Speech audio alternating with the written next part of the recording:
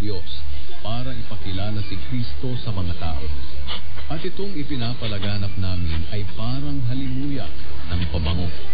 Para kaming mabangong handog na iniaalay ni Kristo sa Diyos at naaamoy ng mga taong naliligtas at nang napapahamak. Sa mga napapahamak, para kaming nakamamatay na amoy.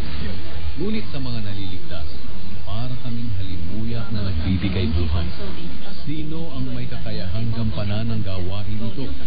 Hindi kami tulad ng marami riyan na ginagawang negosyo ang salita ng Diyos para magkapera. Alam naming nakikita kami ng Diyos. Kaya bilang mga mananampalataya ni Kristo at sugo ng Diyos, tapat naming ipinangangaral ang kanyang salita. Inyong napakinggan ang Salita ng Diyos, hatid ng Touchlight Global Foundation Incorporated at ng Far East Broadcasting Company Philippines. Para sa iba pang detalye, makipag-ugnayan sa Facebook sa Touchlight Global o kaya bisitahin ang www.touchlightglobal.com.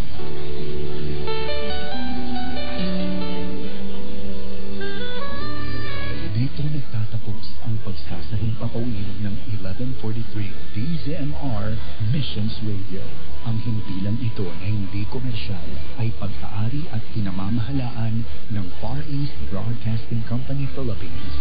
Ang DZMR ay may lisensya mula sa National Telecommunications Commission na may bilang BSD-0061-2020. Nagsasahing papawid ang DZMR araw-araw sa lakas na 10 kilowatts sa 1143 kHz sa AM band mula Lunes hanggang Biyernes, alas 5 ng umaga hanggang alas 8 ng gabi.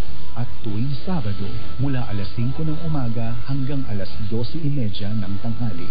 Ang mga studio at transmitter nito ay nasa Sefton Village, Maharlika Highway, Barangay Divisoria, Santiago City, Isabela. Ang 1143 DZMR ay nasa pangangalagang teknikal ng mga sumusunod na FEBC personnel na lisensyado ng National Telecommunications Commission at ng Professional Regulation Commission. Electronics and Communications Engineer Joaquin Aliga Jr. ECE number 001-1597.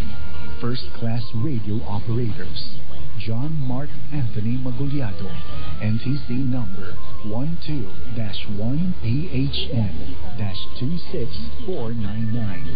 At Valentino Marcelino, NTC number 97-1PNCR-9994. Maraming salamat sa pakikinig. Ito ang 1143 DZMR Missions Radio. Mga kababayan, ang pambansang awit ng Republika ng Pilipinas.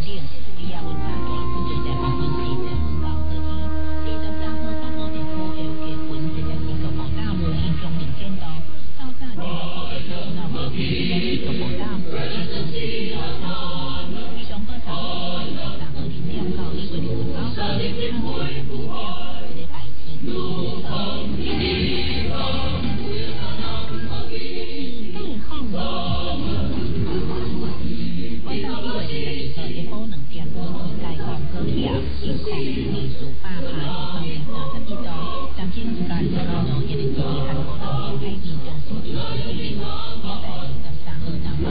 you.